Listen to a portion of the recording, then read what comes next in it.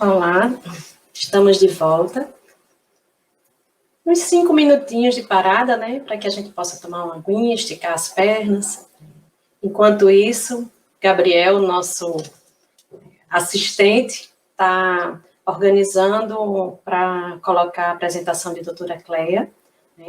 Cleia, ela é especialista em pediatria na área de atuação em pneumologia pediátrica pela Sociedade Brasileira de Pediatria e Sociedade Brasileira de Pneumologia e Tisiologia. Ela tem especialização em pneumologia pediátrica na Santa Casa de Misericórdia de São Paulo. Ela é mestre em Ciências da Saúde pela Universidade Federal do Rio Grande do Norte.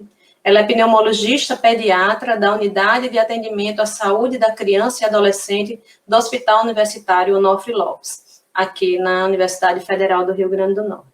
Eu gostaria de agradecer a você, Carla, a comissão organizadora do evento, um evento super importante, né, para toda a comunidade, todos os nossos pacientes do Rio Grande do Norte e até de outros estados que possam estar assistindo a gente. E eu agradeço a oportunidade de poder colaborar, né, com o controle da asma. E o nosso tema é o plano de ação para a asma, né? Eu tenho como devo usar? Bem, os professores que me antecederam já me facilitou muito, porque falaram sobre algumas medicações que se usam na asma, sobre o pico flow, o pico de fluxo, que a gente vai mostrar aqui, e também a técnica inalatória, né? Eu quero dizer que eu não tenho nenhum conflito de interesse com os laboratórios, com qualquer laboratório, porque nós vamos mostrar alguns medicamentos aqui que os pacientes que têm asma usam, tá? E o que a gente tem visto durante as consultas dos pacientes asmáticos, quando eles retornam, é que eles fazem uma confusão de qual medicamento eu vou usar na crise, qual medicamento que eu vou usar para prevenir e tudo mais. Eu queria que ficasse bem claro para todos. Então, estes são os medicamentos que são usados na crise, são chamados medicamentos de alívio. A nossa famosa bombinha, que tem em forma de aerossol, que vocês estão vendo aqui, e também o medicamento em forma de gotas para nebulização. Tá? Próximo, por favor. Outros medicamentos que nós passamos, quando a bombinha ela é utilizada corretamente já no início dos sintomas, vocês vão ver o plano de ação, como é que vai ser, né? E ela evolui, mesmo assim, para a crise, a criança está cansada, ela já apresenta cansaço, aí é só a bombinha de alívio não vai ser suficiente, então a gente vai acrescentar o chamado corticoide oral, que nem todas as crises vão ser necessárias, se você conseguir usar o broncodilatador bem precocemente, tá? Mas uma vez que a criança já está cansada, então vai ter que usar tanto a medicação de bombinha, como o xarope. E aqui vocês vão ver que pode ser, o medicamento pode ser em líquido, como em comprimido, ok? Próximo. E esses outros medicamentos que vocês estão vendo aqui, são os chamados medicamentos de manutenção, ou seja, eles evitam a crise, eles desinflamam os brônquios. Vocês viram que os professores anteriores falaram que a asma é uma doença inflamatória crônica.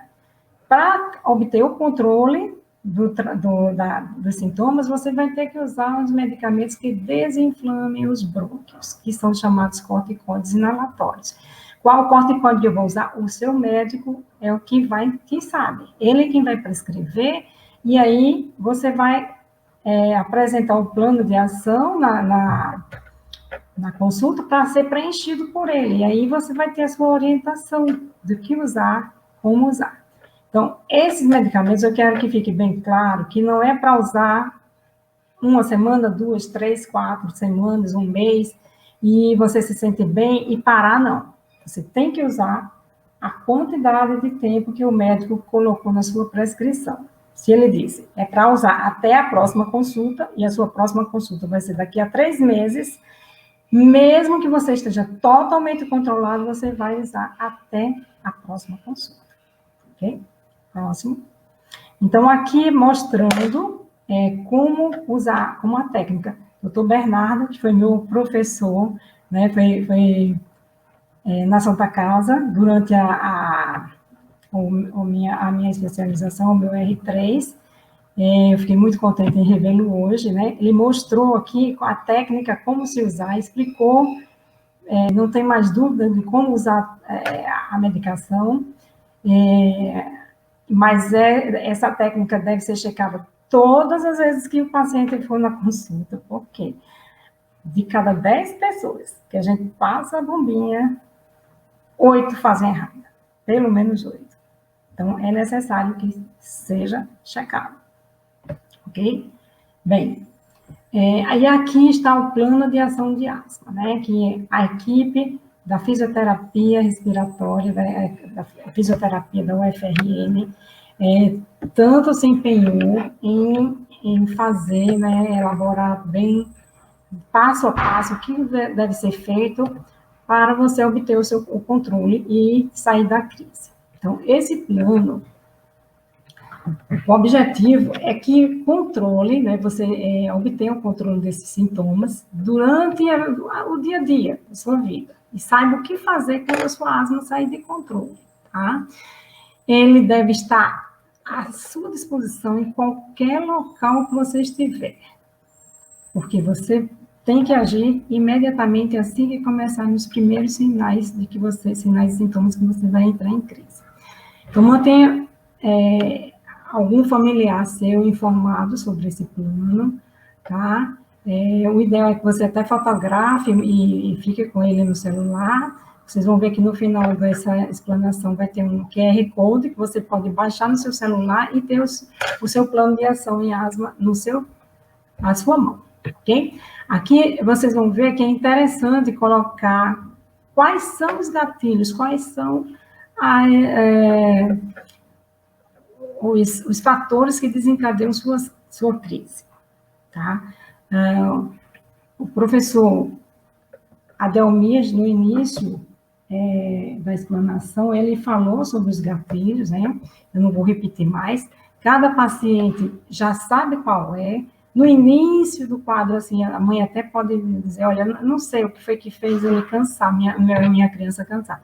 Mas com o tempo a mãe vai aprendendo e o próprio paciente vai observar que quando ele tem um resfriado, quando muda o tempo, o clima passa de seco, assim, então está muito calor e começa a chover, então, aí começa a sentir os primeiros sintomas, certo? Então, fique ciente de quais são os gatilhos, quais são aqueles fatores que desencadeiam a crise, para você evitar, o que puder evitar, ok? Próximo. Então, aqui você vai ver uma faixa colorida, né, no seu plano de ação, que vai dizer que no verde está tudo bem, você está legal, está tendo a sua vida normal.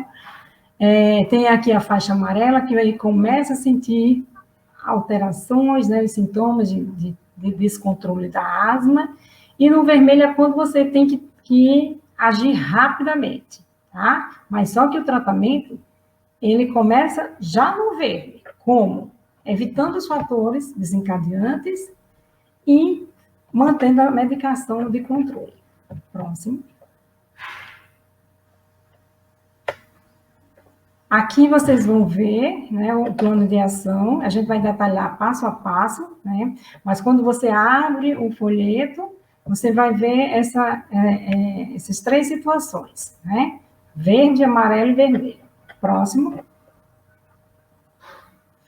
Então, aqui, na situação em que você está bem, estável, consegue dormir bem, fazer suas atividades diárias, se for criança ir para a escola, normal, frequentar, fazer esporte e tudo mais, se for um adulto, trabalha e tudo mais, fazer suas atividades.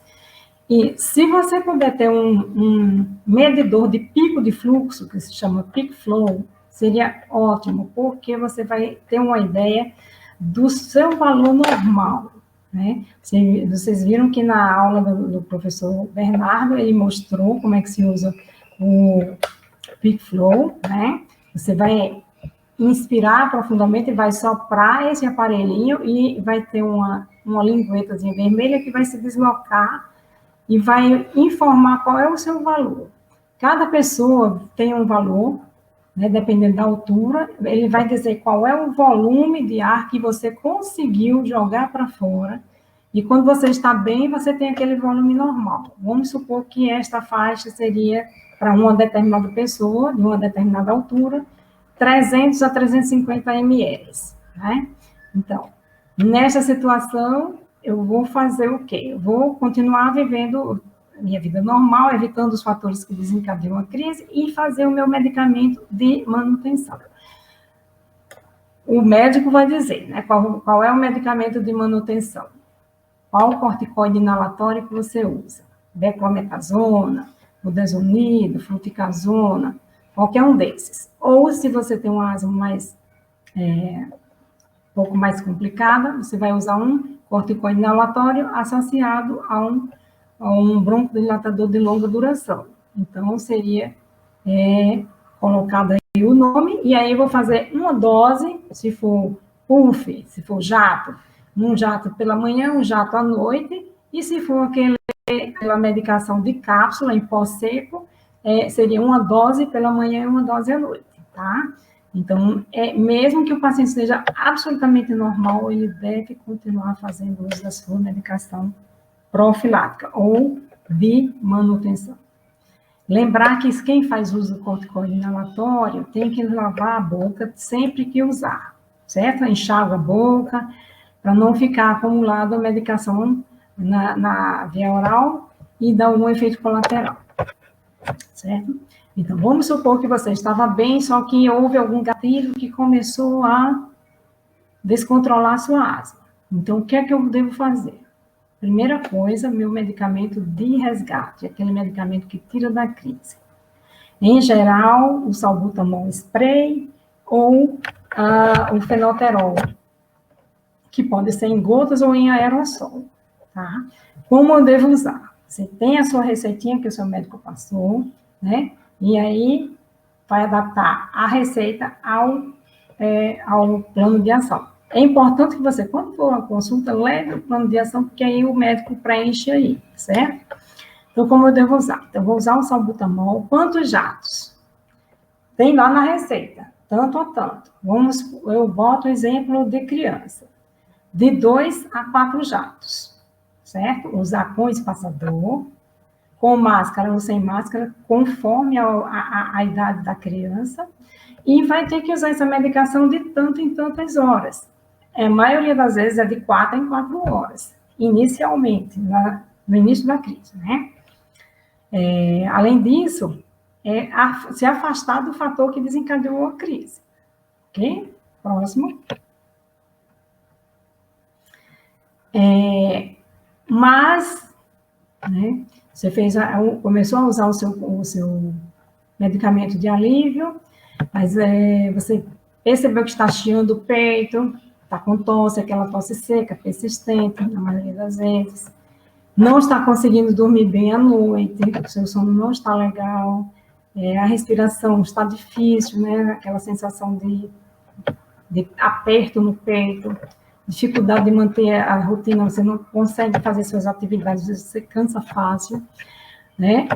O que devo fazer nesta situação? Bom, deve manter a sua medicação de manutenção também, tá certo? Inclusive, deve até aumentar, dependendo do caso. Por isso que o seu médico deve preencher o seu plano de ação, porque se for determinado corticoide, você usava um jato de manhã e à noite, aí você passa a usar a dose dobrada, 2 jatos pela manhã e 2 à noite, certo? Durante quanto tempo? Na maioria das vezes, é enquanto durar a crise, né? Após passar a crise, você volta para a sua dose anterior, ok? Mas vamos supor que você evolua realmente para falta de ar. Então, nessa situação, você vai ter que usar o corticoide oral, tá? E aí, o seu médico, como eu já falei das outras vezes, é quem vai determinar a sua dose, certo? Seja xarope ou seja o comprimido. Em criança, de acordo com o peso, com a faixa etária, em adulto, geralmente é uma dose mais fixa, tá? Quantos dias devo usar? Em geral, em criança de 3 a 5 dias, em adulto de 5 a 7 dias. Não se recomenda passar disso. Poucos casos a gente prolonga além disso. Tem que ver caso a caso. Não dá para falar um número determinado, sabe? Porque cada paciente vai responder de uma forma. Próximo. Nesta fase vermelha aqui é onde tem um alerta, onde você tem que ficar mais alerta. É a hora de você procurar o serviço de saúde, porque na faixa amarela, uma boa parte das vezes, na maioria dos casos, você sai tranquilamente da sua crise, sem precisar ir para o pronto-socorro, tá? No entanto, se essa crise evolui, mesmo que você tenha feito passo a passo bem direitinho, usou o beta-2 de alívio de 4 em 4, até já diminuiu o espaço para de 2 em 2 horas, né? Já dobrou a sua dose da medicação de manutenção, usou o corticoide oral, e mesmo assim você evoluiu para uma fase mais complicada, ou seja, você está sentindo que a bombinha de resgate não está respondendo como antes, né? Está com muita dificuldade para respirar, está até com dificuldade para falar ou para andar. E até, em último, assim, chega até a ficar com os lábios azulados. Então, isso aí é um sinal de que você tem que ir para a emergência imediatamente, tá? Não pode mais ficar em casa. Se você tiver o seu pico de fluxo e for medir, conseguir soprar, às vezes é tão difícil, a pessoa está com uma dificuldade respiratória tão grande que ele não consegue nem soprar, certo? E o ideal é que nesse momento você use um oxímetro de pulso, que atualmente está muito divulgado por conta da Covid, uma boa parte das pessoas tem o oxímetro em casa, né, para ver a saturação do sangue.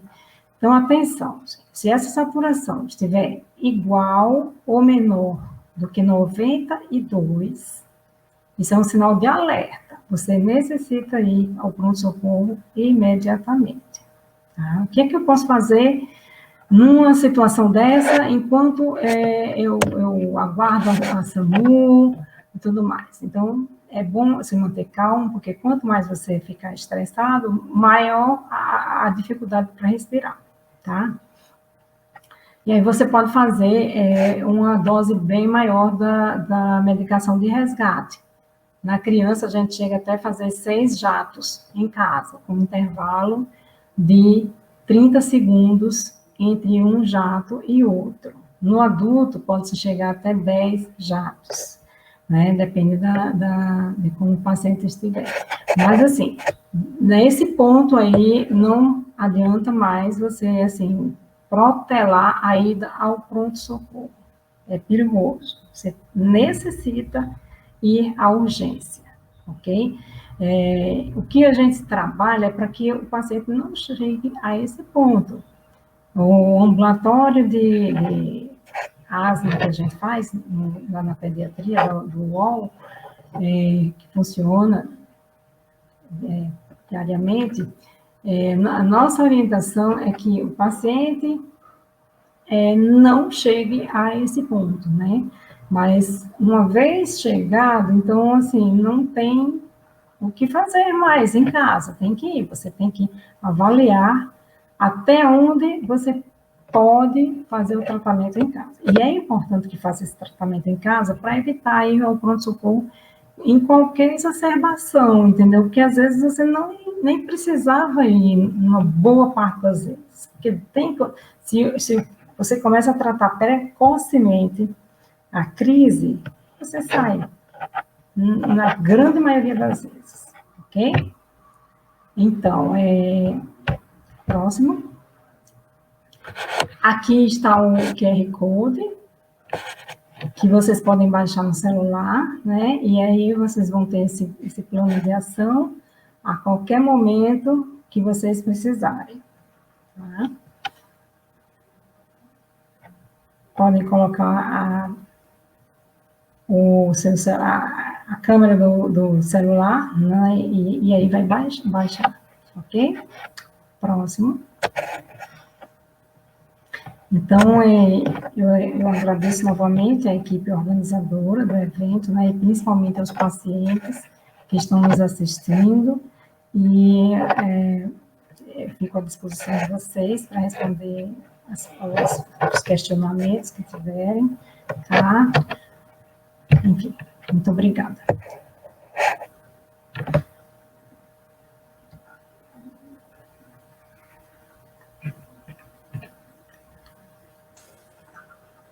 Oi, Cleia. Eu confesso que eu fico até emocionada em estar compartilhando esse espaço com você, que é uma pessoa que a gente admira tanto, que a gente, né, tem uma parceria já tão consolidada há tantos anos. E, assim, fico muito feliz, né, porque quando a gente começou a idealizar esse evento, lá em 2020, quando começou a pandemia, que a gente precisou se distanciar, né, da assistência, do acompanhamento que a gente fazia presencial dessas crianças, muitas delas as suas crianças, né, e a gente, quando começou a idealizar, uma das coisas que a gente pensou, a gente quer com esse evento levar, além das informações que são necessárias ficar dando, repetindo, né, enfatizando, como você mesma disse, tem que usar a bombinha, tem que usar assim, voltou no consultório, vamos ver se está usando de novo, porque tem coisas que você tem que repetir, como também, principalmente, a gente falar de coisas que para muita gente que convive, tem muita gente que eu tenho certeza que convive há décadas com a asma e nunca ouviu falar de um plano de ação, né? Nunca ouviu falar de um medidor de pico de fluxo. E isso surpreende muita gente, e a gente queria, né, preencher um pouco essa lacuna de informação e disponibilizar. Né? Então, assim, eu fico muito feliz, eu estava aqui muito emocionada vendo você disponibilizando, né, na sua apresentação uma forma que as pessoas podem acessar esse plano, na sua próxima consulta, imprimir, levar, sentar com o médico, né, porque essa dificuldade de ter acesso ao especialista, ela realmente, ela limita muito esse nível, né, de orientação. Então, muitas pessoas, elas não têm esse acesso. Cada vez que vai para uma consulta, vai num canto diferente, um profissional diferente, né, e isso dificulta muito esse acompanhamento, esse segmento, quando ela podia ter num automanejo, um autocuidado de uma forma bem melhor que a prevenisse de, né, tantas vezes a emergência. Então, assim, eu fico muito feliz. Eu acho que Gabriel vai colocar aqui algumas questões, né, que o pessoal tem colocado lá no chat do YouTube. E aí, ó, Vanessa Brito quer saber se o tratamento homeopático pode ajudar. Olha, o tratamento homeopático, eu não tenho pouquíssimo conhecimento, mas o que a gente tem visto é o seguinte: na asma leve, muito leve, ele tem resultados muito bons, tá?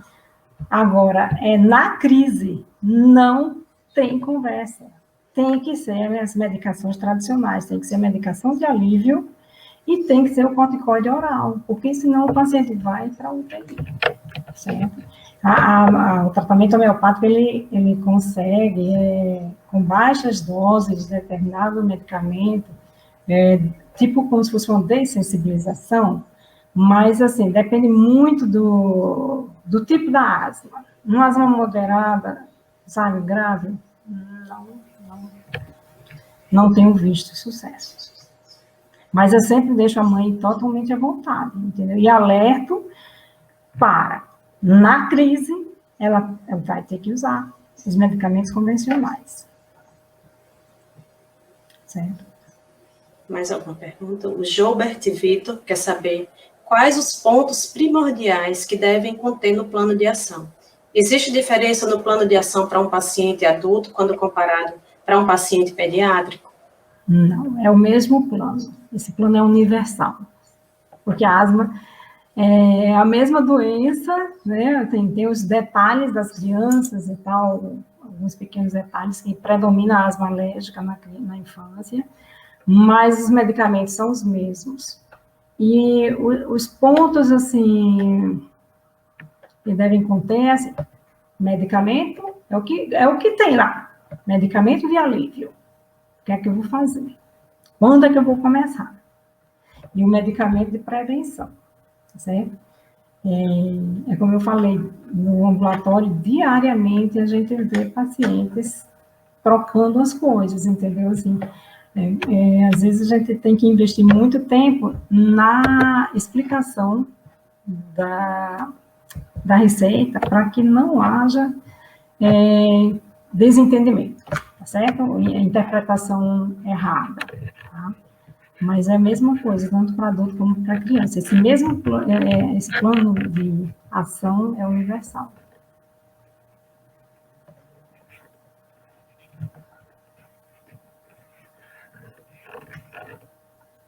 Quando eu uso o salbutamol, que também... O que também é eficaz contra o aerolim diante desse cenário de problemas com essa medicação? Bem, eu não tenho visto, pelo menos em criança, eu não tenho visto esse efeito colateral do salbutamol, não. Ele é um broncodilatador, o que a gente vê mais é taquicardia, tremores e tudo mais, certo? Então, é bom o Daniel ver com o gastro isso aí, né, investigar isso.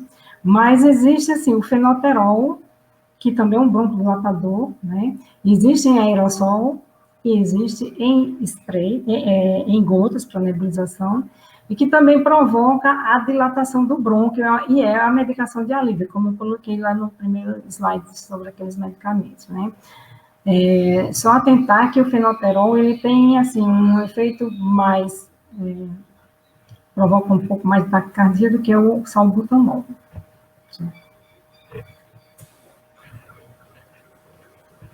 O Daniel Ricarte quer saber quais os riscos de quem usa Predizin por mais de 5 dias, de forma contínua, por muito tempo. Tá. O corticoide oral, ele tem vários efeitos colaterais. É uma excelente medicação, sabe? Eu não posso prescindir dele numa crise severa de asma. Mas se a pessoa está usando o Predicin com muita frequência, é sinal de que a asma dele está descontrolada. E ele necessita de uma medicação profilática, tá? De manutenção de manutenção. Então, os efeitos colaterais mais frequentes dos corticoides orais e dos corticoides de uma maneira geral, né? Os orais e injetáveis e tudo mais. Você pode ter um retardo no crescimento na criança, você pode facilitar infecções bacterianas, porque ele altera algumas ações da imunidade, aumenta a pressão, então quem é hipertenso tem que usar com orientação médica também. Quem é diabético também pode descontrolar o diabetes, porque ele é hiperglicemiante, tá? Então, esses são os principais, tá? Então, assim, quando usar, deve ser usado, mas não deve ser usado por muito tempo, mais do que 5, 7 dias. Na realidade, assim, sim, e também tem a alteração a inibição do eixo hipotálamo hipofisário. A criança, ou o adulto pode ficar com xingoide, tudo mais, com o rosto inchado e tal. Mas o fato é que é um mau índice digamos, é um sinal ruim de descontrole da asma. Tanto o uso do salbutamol com muita frequência, como o do corticoide oral. Tá? Bom, a Brenda quer saber o que pode acontecer se eu não tiver um plano de ação. Eu nunca recebi um e tenho asma desde criança. Tá. Olha, o plano de ação, ele é ótimo para te orientar imediatamente. Mas quando você vai para a consulta para o médico, ele vai dizer, ele vai passar as medicações que você deve usar. Então, ele vai te explicar que você tem essa medicação X, o salbutamol, por exemplo, e é para usar quando você iniciar os sintomas de crise, né? E que deve ser usado até 2 dias após você controlar os sintomas.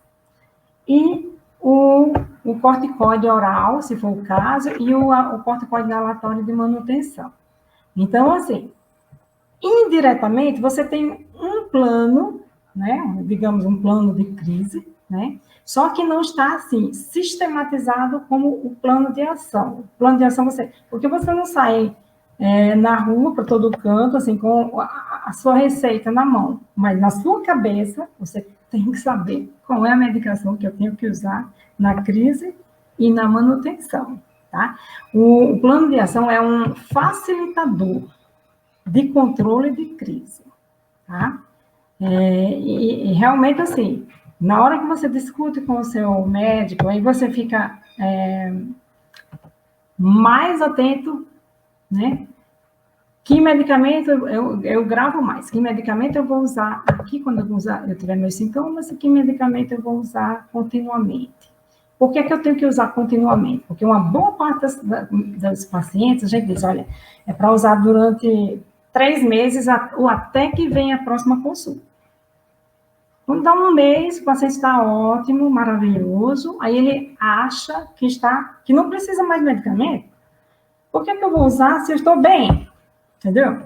Então, tem que raciocinar o seguinte, eu estou bem porque o medicamento está funcionando, está desinflamando meus brônquios. Se eu parar antes, ele vai começar tudo de novo, tá?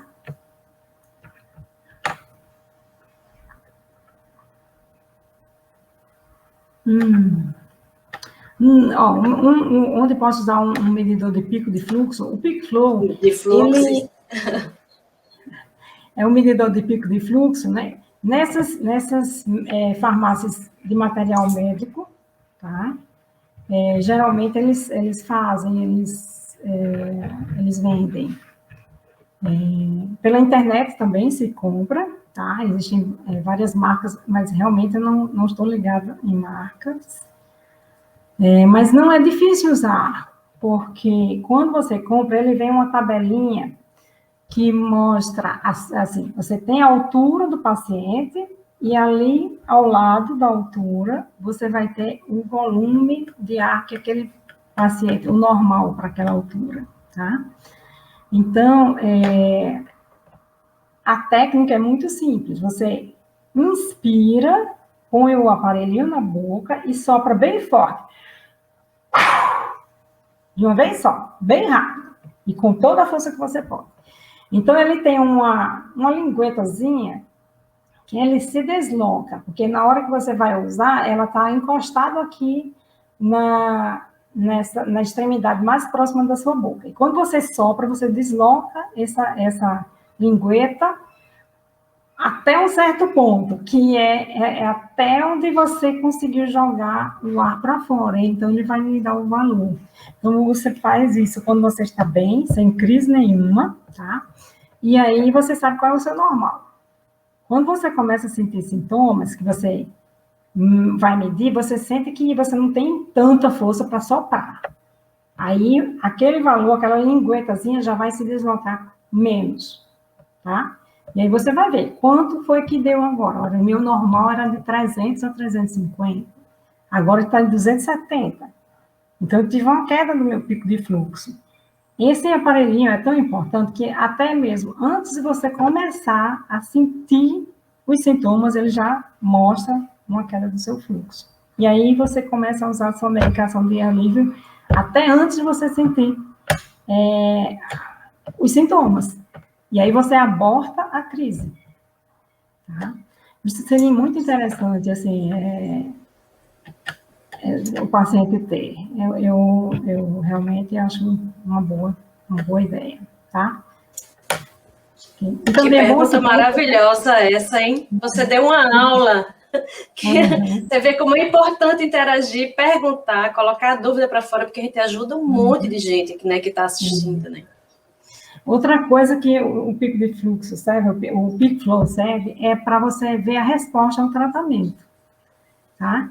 Tipo assim, ó, eu tô tendo sintomas diários, e aí eu vou para um médico pela primeira vez, tá? E aí ele me passa o aparelhinho, eu meço e tal. Meu valor deu X. Bom, eu já sei que o meu valor, eu não estou no meu normal, aquele é um X, deu abaixo do que deveria dar. Então, eu começo o tratamento, né, tal, de manutenção, faço da crise de manutenção e tal, e aí, com 3 semanas, eu faço novamente a medida. Você pode, é interessante até você fazer diariamente isso, tá? Mas, assim, com 3 semanas de tratamento, você vê a diferença de como o bicho vai estar do início do tratamento, tá? E aí você pode já, com 3 semanas, você já está no seu nível normal. Então, é até para se orientar também. Quando aumentar a medicação, diminuir a medicação e tal, certo? Perfeito. Muito obrigada, Cleia. É uma satisfação, assim, pessoal para mim, indescritível, né, ter você aqui conosco. E essa palestra é fantástica, extremamente esclarecedora, com uma linguagem absolutamente acessível, né? Eu acredito que todos que estão aqui, né, aproveitaram bastante. Okay. Eu agradeço muito, foi uma honra ter participado desse evento, Carla. E vocês estão realmente de parabéns, e eu espero que outros eventos, com certeza, venham a acontecer. Porque quem sai ganhando são os nossos pacientes. Se Deus quiser.